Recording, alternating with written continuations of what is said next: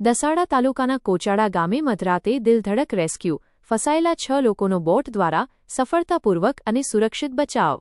જિલ્લા collector Shri G.H. સોલંકીના માર્ગદર્શન હેઠળ વહીવટીતંત્રની ટીમે અદમ્ય સાહસ દાખવી ઓપરેશન પાર પાડ્યું. દસાડા તાલુકાના કોચાડા ગામમાં ભારે વરસાદના કારણે સર્જાયેલી વિકટ પરિસ્થિતિમાં ફસાયેલા 6 જેટલા નાગરિકોને વહીવટીતંત્ર દ્વારા હેમખેમ બચાવી લેવામાં આવ્યા છે.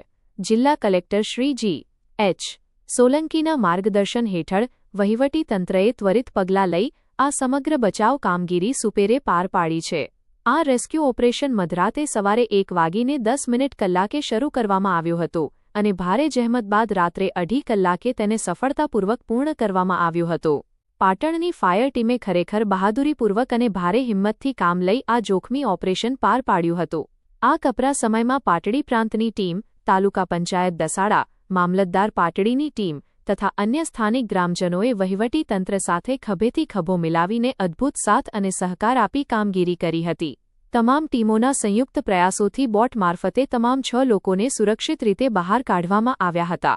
જિલ્લા વહીવટીતંત્ર નાગરિકોની સુરક્ષા માટે સતત સક્રિય છે અને વર્તમાન પરિસ્થિતિને પહોંચી વળવા દિવસ રાત 24/7 એક્શન મોડમાં કામગીરી કરી રહ્યું છે.